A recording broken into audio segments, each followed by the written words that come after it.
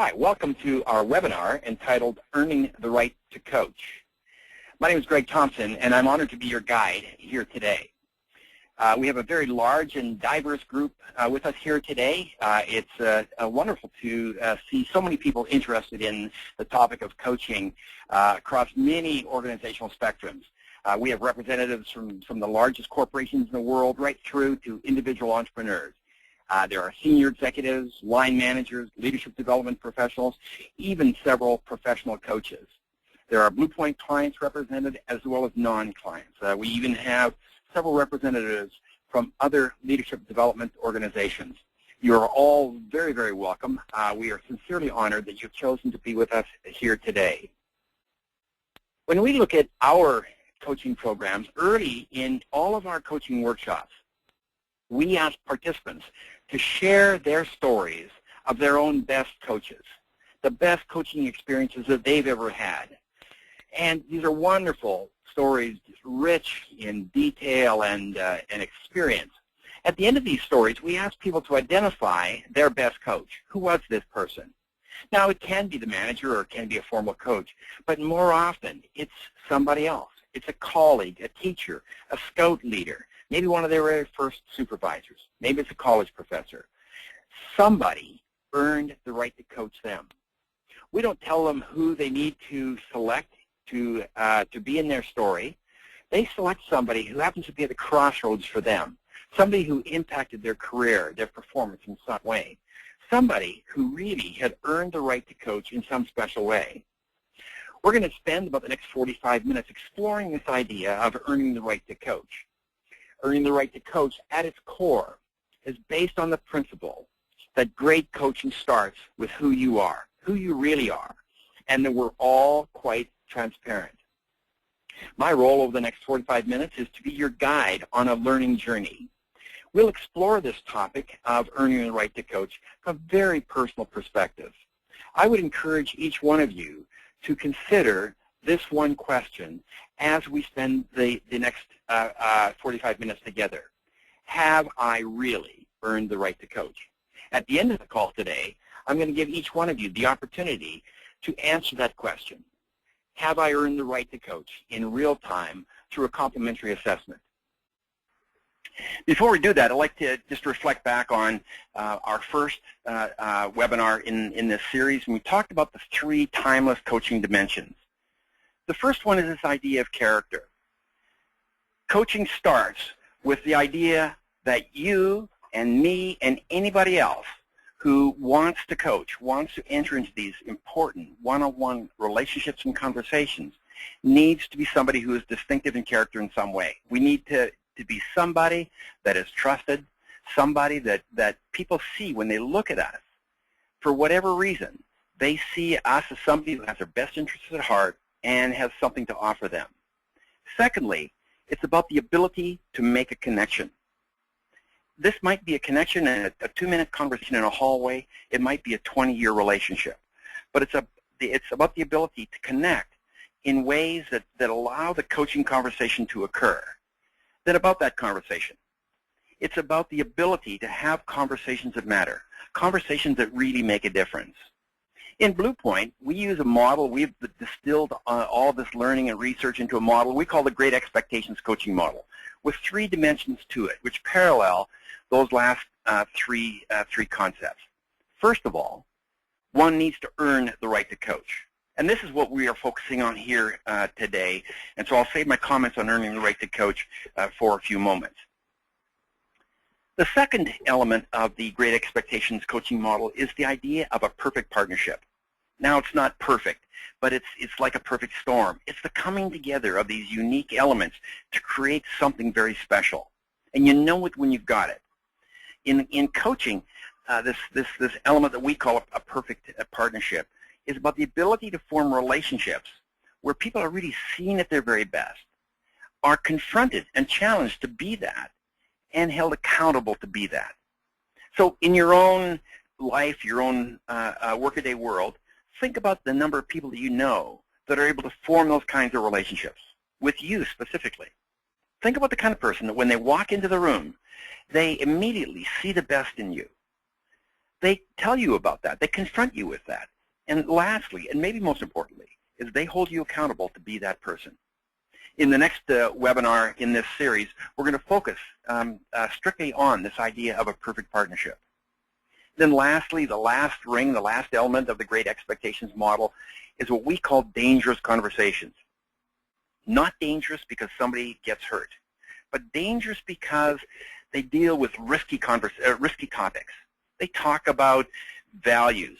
Great coaching often involves exposing our most treasured aspirations, exploring some of the scary territory of unfulfilled expectations, and we get challenged to claim talents that are hidden or we've been avoiding for some time. When we have conversations like this, we call these dangerous conversations. And the capacity, the capability to have these kind of conversations is one of the key dimensions of the great coach. So today, the question I present to everybody on this call is, have you truly earned the right to coach? Why should anybody be coached by you? Our agenda, we're going to look at this idea of character as we kick off our time together, explore self-esteem. What's self-esteem got to do with coaching? The idea of intention, we call it noble intention.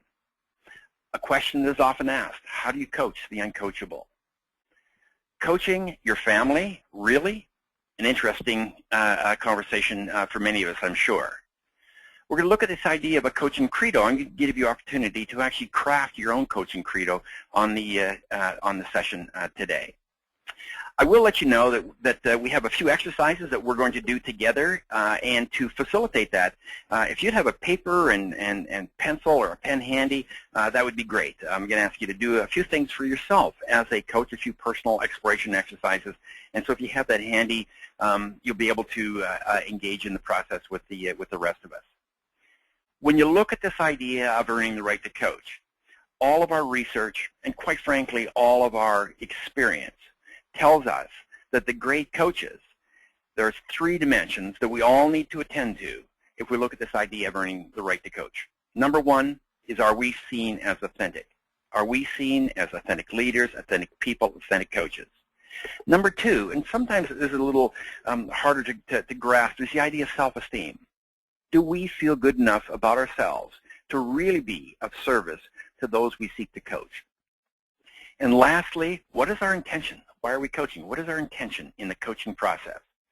So it's my honor and pleasure to guide you through a conversation in some questions, some examples, and some ideas and concepts around these three major dimensions of earning the right to coach. So let's just start with this idea of character. In these days, leaders are very much under the microscope. Any one of us who steps up to lead in an organization is being viewed all the time. Those of you who are on the call at our last session will remember that I talked about a coach's perspective. And the idea here is that how we see others is very important in terms of the perspective we form as coaches. We are all, by human nature, we are all assessing other people all the time. We're always judging other people all the time. It is part of human nature. And quite frankly, it's one of those things that we need to do in a positive way to get by in life and to protect ourselves as we move through life and society and organizations and people. Now, turn that telescope around. Others are always looking at us as well. People are pinging us. People are measuring us. People are judging us. People are assessing us and saying, are we somebody that they can trust? Is this somebody who has quality of character? So my encouragement to you today is to be thinking about this idea of character from the perspective of a coach. So when we look at that, what are you doing as a coach? What evidence is there that you have the kind of character that would have you invited into the coaching relationship? So when you look at this idea of authenticity, quite frankly, the word is very heavily used these days. When I say this word to you today, when I say authenticity, what does it mean to you? Very heavily used the word. There's many wonderful books even written about the idea of authenticity in leadership. And quite frankly, it may have lost some of its potency as a word. So when I ask that of you today, what does that mean for you? Here's one definition, and I think this is the definition that most coaches should carry for themselves. Authenticity to the coach is knowing and living your most important values. That's knowing and living your most important values. Now, why? Because it's your values that drive your behavior. People do not see your values. People see your behavior. People do not see your values. They see the way you show up. You may value diversity, but what behavior can people see to really believe that is a value of yours? You may value dialogue, but what evidence is there in your work and your life that that is a value of yours? People ascribe the qualities of authenticity to us when they see our values, when they consider our values to be honorable values, and when they see us consistently living our values in our work.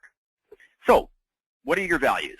Now, of course, in a webinar like this, it's very difficult to do a deep exploration of something as important as your values, things that are at the very core of your belief system. But what I'd like to do is offer an opportunity for you to do a checkup. What are your values at first blush? On your screen, you'll see a list of a number of values. What I'm going to invite you to do is to grab your paper and pencil, and as you read through the list, as you let your eyes wander across and wash across this page, which 3 words pop out to you? Which ones resonate with you most? Which ones have the most energy for you? Which ones probably describe at a core level what you are all about? What do you hold to be most important in your life? Take a minute or two and just think about what those values might be and write those 3 words down, if you would please.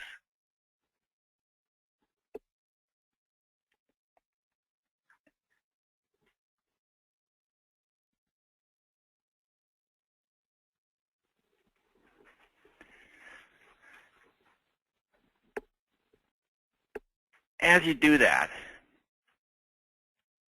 I would like to share with you a wonderful quote from Rhonda Britton.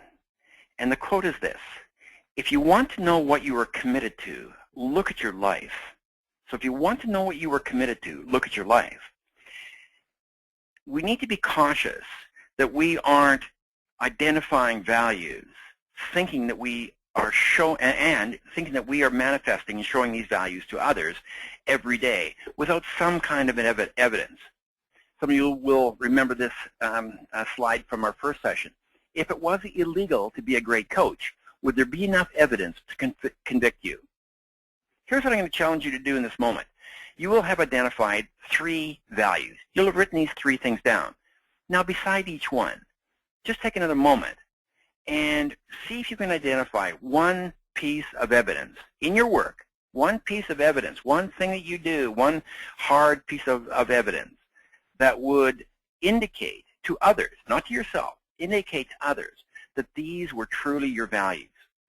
Because that is how people are judging you. People are judging you or assessing you not on the basis of what you believe your values to be. They are assessing you on the evidence, on the behaviors, on the practices that they see every day. I share this with you because for us as coaches to be welcomed into the relationship, to be seen as authentic coaches, authentic leaders, it starts with our values, but it ends with the behaviors and practices that we exhibit in the workplace every day. It's about what we do with a conversation in the coffee room. It's about how we show up at meetings. It's about how we interact with other people in the most trying and challenging circumstances. It's the way we have conversations when we drive home with our colleagues at the end of the day. So the idea of values is an important internal personal issue. But to the coach, it's a very important external issue.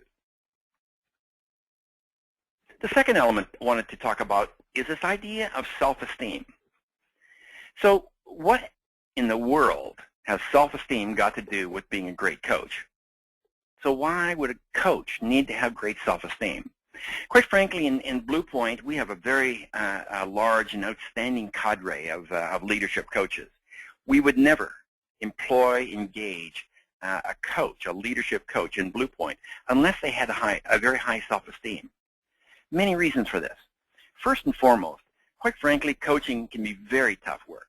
You go to some very, very challenging and difficult places in the conversation that require a tremendous internal fortitude and strength and courage, quite frankly. This needs to sit on a bedrock of self-esteem, sit on a bedrock of the coach feeling good about himself or herself. Secondly, I believe that this idea of self-confidence is infectious. So when the coach feels good about themselves, this encourages the person that they're coaching. In Blue Point, we call this person the talent. This encourages the talent to feel very good about themselves as well. Additionally, it does help with our own interaction and brand with the person being coached themselves. If the person being coached has a sense that we as coaches have walked the road of self-development, that we've taken the journey before, that we are constantly looking at ourselves and growing and developing, this models what we expect of the talent, what we expect of the person being coached. And lastly, and quite frankly, this is probably the most important reason why self-esteem is important. If the coach does not feel good about himself or herself, in some way, we all do this. In some way, we'll make the coaching relationship about ourselves. In some way, we'll grind our ego axe so that the success of the coaching, or somehow we are having our ego fed in the coaching conversation. When we feel very good about ourselves, we can sacrifice in the conversation. We can put aside our own needs for the moment, temporarily. We all have them, we're all human, but we can put them aside because we feel good about ourselves enough that we can sacrifice our needs, our interpersonal needs, in the moment so that we can truly be of service to the talent. So what do you need to do to really feel good about yourselves? What are those dimensions? Here are a few that I would encourage you to be thinking about. If you're looking at what you need to do to really, what are the ideas you need to address, the concepts you need to address, the issues in your own life you need to address, I would really encourage you to be thinking about this. Those elements that are nearest and dear to your heart. What are the things that need to be attended to, and what are the things you need to feel good about as you enter any kind of a coach-like relationship? Things like your physical presence and your physical health. Your ethics. Are you behaving and performing in a way on which you can feel proud? Are you growing? Are you aware of your own growing edge? Are you developing? Are you learning? Are you reading? Financial, interpersonal, spiritual, learning. What are those ones for you? Now, the reason I share this with you is that this is not a separate issue from coaching. When we are coaches, we bring ourselves into that coaching relationship. And the better we look after ourselves, the better we can serve our clients. Every person that I've ever met, regardless of how they start their coach training, has a wonderful reservoir of natural coaching strengths. And often it's by recognizing those natural coaching strengths that they're able to enhance and develop their own self-esteem as a coach. Here's a list. I'm going to show you a list here in just a moment, a list of what we call the 12 natural coaching strengths. What I'd ask you to do, again, is to grab your paper and pencil. And as you read through these 12 natural coaching strengths, I would invite you to identify the 3 that you believe are the strongest in you. Now, I believe we all have all of these, but which 3 are the most predominant for you? Relating. Do you relate well with people? Purpose. Do you just have this overall sense of meaning and ideals? Are you able to bring this alive for other people as well? Intuition. Do you hear voices? Are you intuitive? Are you able to get new ideas and hunches that you're almost not sure where they all come from and able to share that with other folks? System-mindedness. Do you see patterns, models? Are you able to make connectivity easy? Resourcefulness. Are you a good problem solver? Curious. Do you love to learn? Are you naturally inquisitive? Discipline.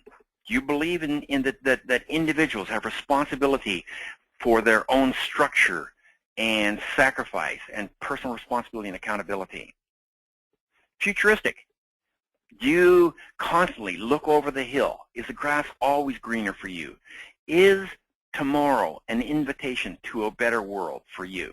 Challenging. Do you love the hunt? Do you love to achieve? Do you love to compete? expressive? Are you able to take a large idea and boil it down into something more meaningful and something more succinct? Are you naturally articulate? Judgment. Do you make good judgments? Do you understand how to weigh alternatives?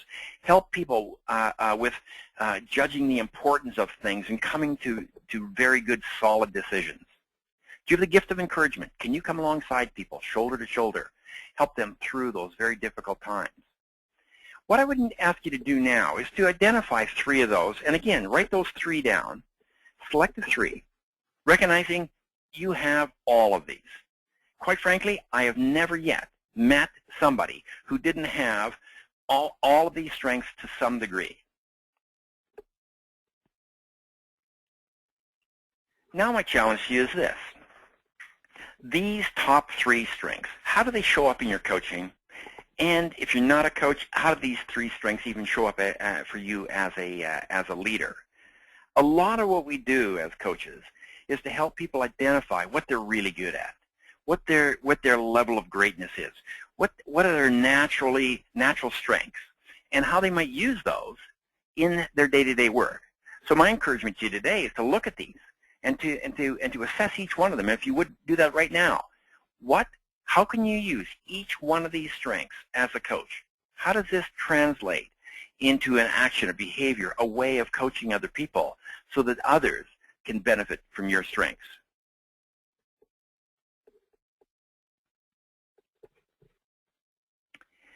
One of my early coaches, explaining this to me, said this: Greg, you need to have high self-esteem to earn your humility.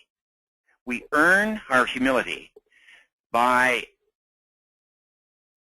having high self-esteem. It is through this earning of our humility that by feeling good about ourselves, we can subordinate our own needs and desires, our own interpersonal interests in service of other people.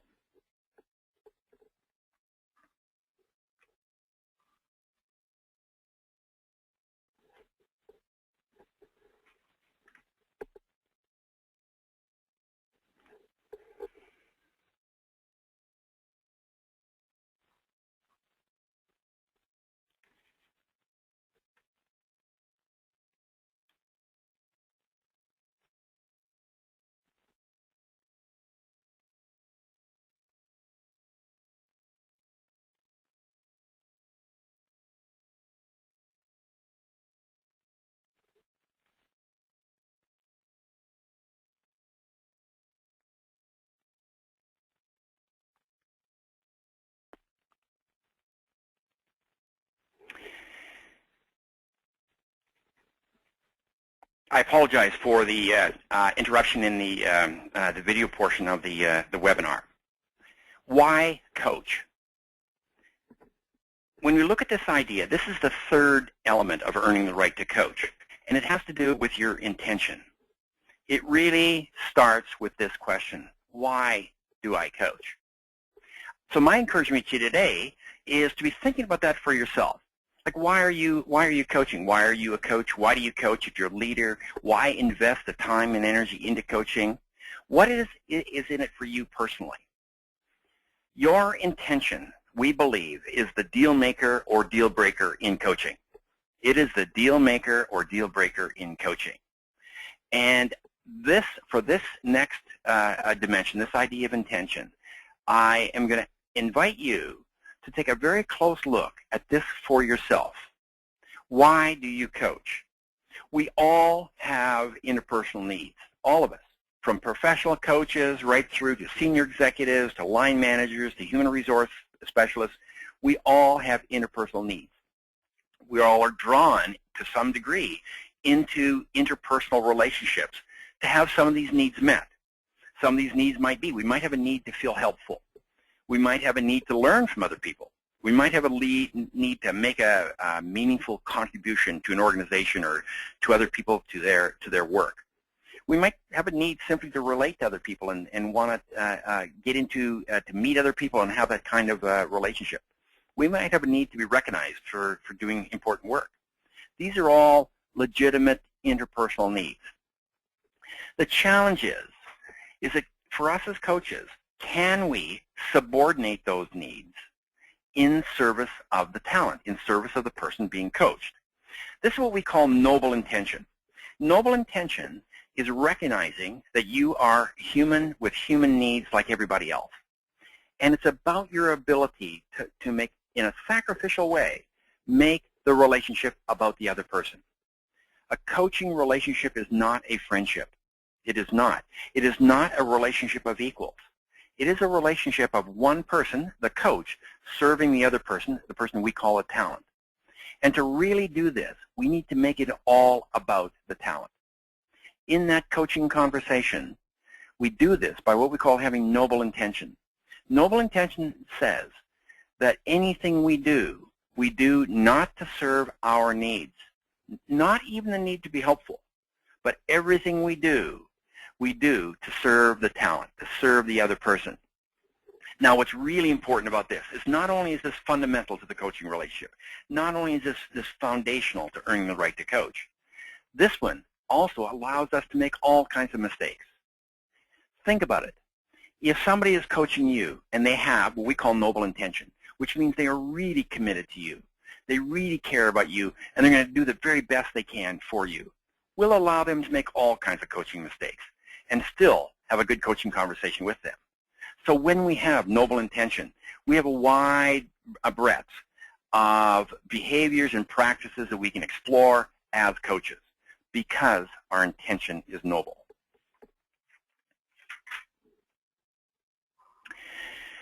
The next topic I'd like to spend a little bit of time on is this idea of coaching the uncoachable. Coaching the uncoachable. As you look around your organization in this moment, I would like you to be thinking about those people that you consider to be uncoachable. Now, you don't have to share this with anybody. On the call today, we have many individuals who are participating in the learning community. We also have a number of teams. We also have a number of teams that are sharing this experience together. So what I would ask you to do is to be thinking about who in your organization or on your team or somebody that you work with regularly you would consider to be uncoachable, and start to identify who that person is. Who is that person that is really that uncoachable? So if you would sketch out a chart here for me, and just on a piece of paper, look generally something like this. Consider yourself in the middle. It can look a little bit like an organization chart, doesn't have to. And put some boxes or circles around it. And be thinking about maybe the half a dozen people in your organization who you work with most closely. The half a dozen people who, if they performed at their very best, would have the most positive impact on you, your team, your business, whatever that might be. And identify them on a chart like this. Just put their names in there, or if you're working in a team, I'm not asking you to share anything confidential. You can just write in a code, if you would, please. Now, once you've identified those people, and these are people you interact with quite frequently, and obviously are people that you could be coach-like with, or you could coach on a regular basis. What I'd like you to do is to be thinking about those that you consider to be uncoachable. And just note those there. Note the ones that you consider to be uncoachable, and note them there.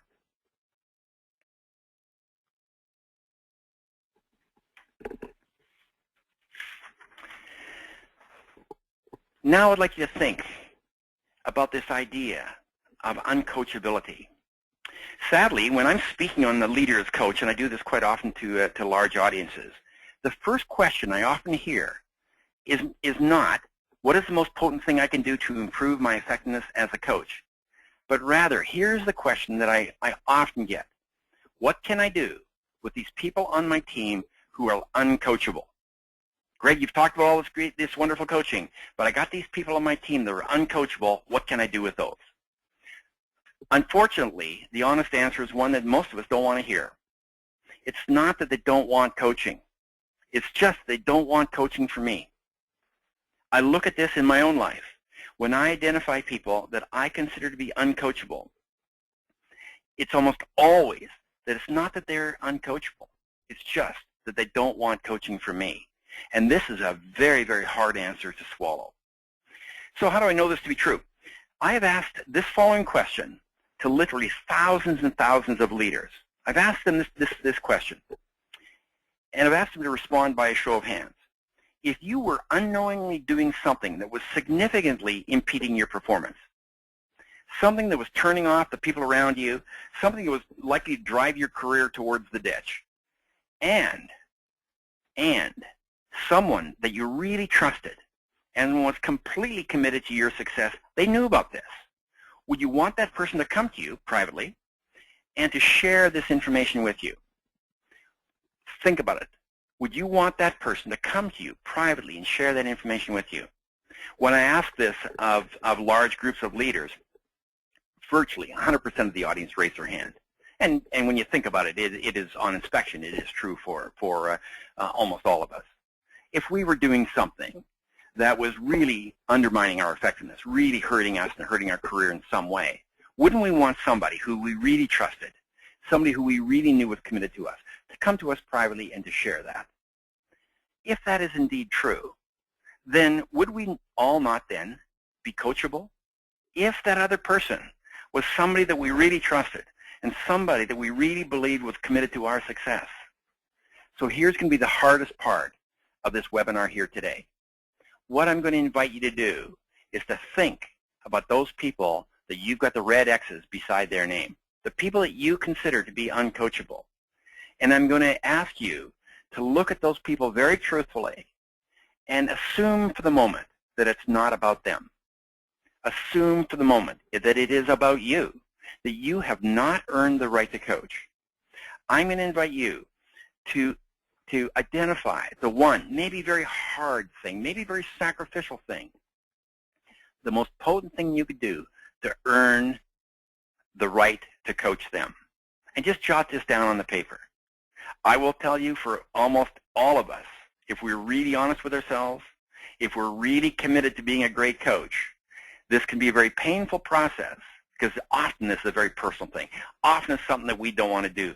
Often it involves something that it involves a sense of forgiveness or admission on our own part in the relationship. So my encouragement to you to do, if you really want to be a coach, if you're willing to step up to those very, very difficult things, this is one of those things. This is one of those challenging things. This is one of these things that sets you apart from other people. It says that you care enough about this other person to do this sacrificial thing so you can earn the right to coach them. And quite frankly, there's no formula for this. Only you know what that thing is. Only you know how you can earn the right to coach. When this person looks at you, what does he or she see? When this person looks at you, what does he or she see? How can you go from this to this?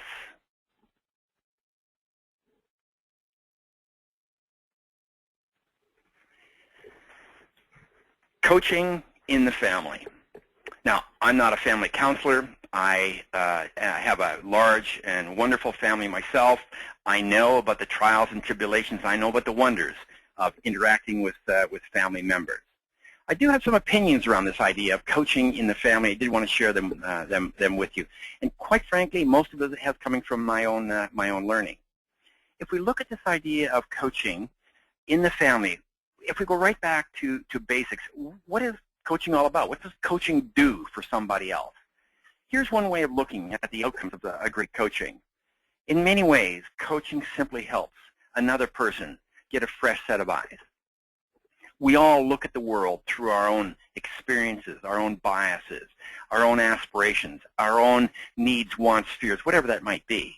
And one of the wonderful outcomes from coaching is to be able to see the world differently, to get excited about the world again, get excited about work, change perspective about a relationship, see a strength that one didn't see, whatever it might be. It's this idea that we call having fresh eyes. So if this was the case, if this is the case, that a great outcome from coaching is fresh eyes, I know many of us are drawn into our families and wanting to help other members of our family gain these fresh eyes as well. So I am sure that many of you who have attempted to coach another family member have been, from time to time, have met with resistance. Here's my question for you. What is the number one obstacle to coaching a family member? What is the number one obstacle to coaching a family member? I would ask you just to take a moment and jot that down. What do you think your answer is there? And it's very difficult not to be personal here. So I'd like you to be thinking within your own family, what is the number one obstacle to coaching a family member?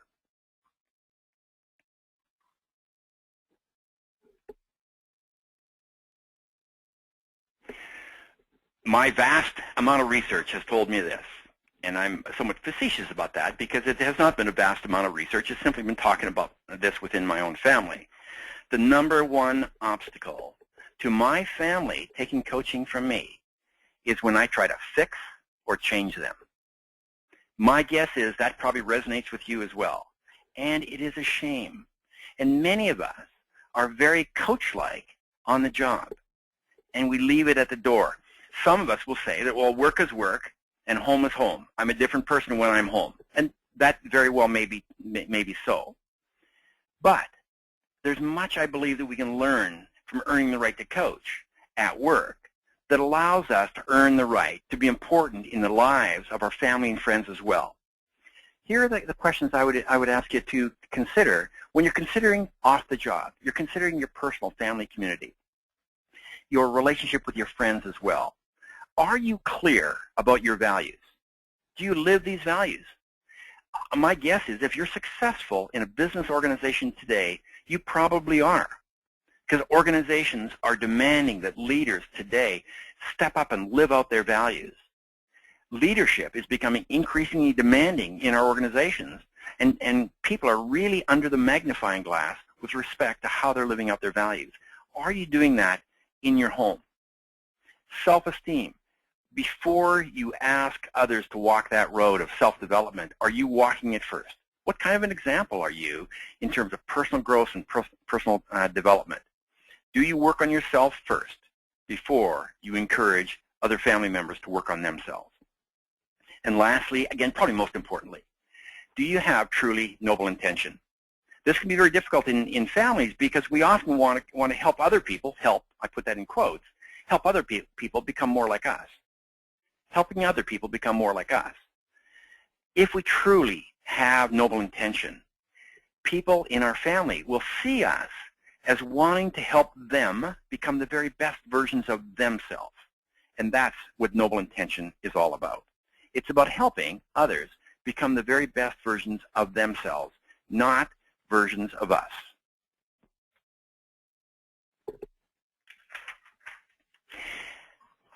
As we look at this idea of earning the right to coach, I want to give you an opportunity of just capturing for yourself. This is a very personal thing. None of us can receive a prescription in terms of exactly how we do that. We all know in our heart of hearts the kind of things we need to do to be welcomed into a coaching relationship.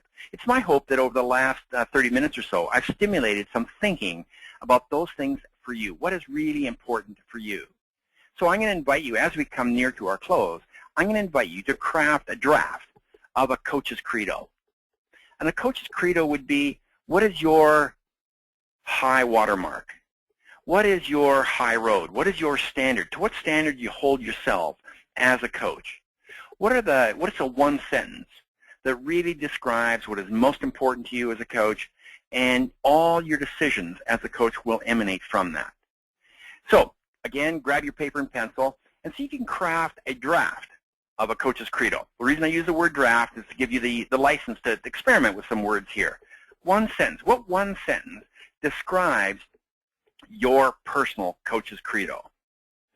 I have a couple examples that I'd like to share with you that I've received from participants in our training programs.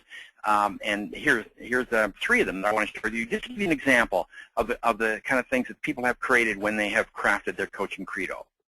One said this: I will always make coaching about the other person. I will always make coaching about the other person. Few words, but very, very profound.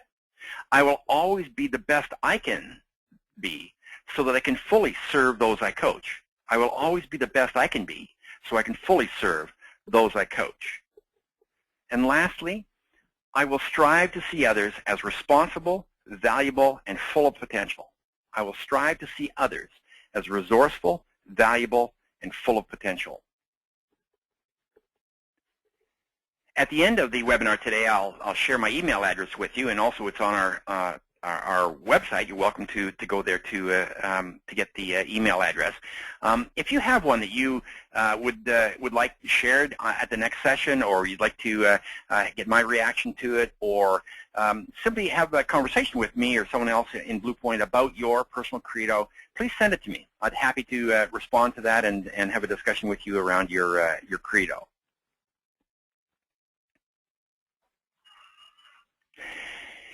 So here is the big question. Would you like to know if you truly have earned the right to coach? If somehow we could go and talk to the 10, 15 people that you work with, maybe even family members, would you want to know whether or not they really believe that you've earned that right to coach, that you stand out some way? Well, we're going to give you that opportunity here today. We use a very special 360-degree assessment in Blue Point. It's called the Leaders Coach Inventory. It's a classic, confidential, anonymous, multi-rater assessment, but it's very special. What it has is 30 coach-like practices, and the observers, the people that complete this assessment for you, will give you information about how frequently you show up doing those 30 coach-like behaviors. And 10 of those are directly related to earning the right to coach. Also, the assessment is full of commentary about how you've influenced other people in your interactions with them. This assessment is a very powerful piece of information to get you thinking about the things you might want to do to enhance your stature as a coach. So here's what we're going to do. Everybody on this workshop, everybody part of this virtual learning experience today, you're welcome to have a complimentary copy of the LCI. It's all online. Once you provide our service center with your willingness to, or your desire to have a copy of the Leaders Coach Inventory and have it sent to a number of people in your organization or in your world, we'll look after everything from there and send you, within a week or two, send you a copy of the Leaders Coach Inventory report. So if you'll note the email address at the bottom of the slide, Kira Morell at bluepointleadership.com. And Kira's email address is also on our website. If you don't get it all right there, it's Kira Morell at bluepointleadership.com. Just send Kira an email. She'll look after everything from that point on, and we'll sign you up to take this assessment. It is entirely personal. We don't look at the results. You won't have anybody else contacting you. This is strictly a gift from Blue Point for all the participants on this program here today. I do want to thank you for your attendance and participation on the program. It's been a delight. This is a challenging topic. The idea of earning the right to coach is a very personal topic, but it's also a topic that is very, very important. If you have not earned the right to coach, it doesn't matter if you know the 5 nifty steps of coaching. It doesn't matter if you have a ICF certification on your business card. It doesn't matter if you have a graduate degree from the finest coaching program on the planet. Great coaching starts with us earning the right to coach from other people. My email address and telephone number are on the screen there. If at any time you want to chat about this or you have some insights on this you want to share, I'm delighted to both hear from you and to speak to you at any time. I'd like to now turn the floor back over to Bryn Meredith. Thank you very much for that terrific presentation, and we hope everybody enjoyed the information and found it of great value. As you know, this was the second in a 6-part series, so we do have 4 more coaching webinars still to come. Session number 3 will be on, the next session will be on April the 25th, when we'll be talking about the perfect partnership. We will study how a leader can construct unique coach-like relationships based on appreciation, confrontation, and accountability. On May the 23rd, the session 4 will be the dangerous conversation. Greg will focus on the coaching conversation itself and provide you with a framework that will show you how to engage others in risky, fresh conversations that have a real impact on others. Session number 5, the 4 coaching power tools. You'll have the opportunity to learn the 4 interpersonal tools that create real coaching power. And then finally, on July the 25th, session number 6 will be the core coaching skills. To complete the program, Greg will discuss in depth the 3 core coaching skills. You will learn how to listen like a coach, think like a coach, and speak like a coach. If you're on this call right now, you're no doubt receiving regular information from us, but if you'd like to make sure that you receive all the resources that we share and that we distribute, please feel free, if you're not already a member, to join our blog. You can subscribe through our website. We also have a LinkedIn group, Blue Point Leadership Development Group, and we will be starting a discussion on there around what's your coach's credo on LinkedIn, where you can share your own credo and discuss other people's or comment on other people. So we'd love to see you participate in that too. And again, thank you very much for your participation today, and we hope to see you all back for session 3 on April the 25th. Have a great day.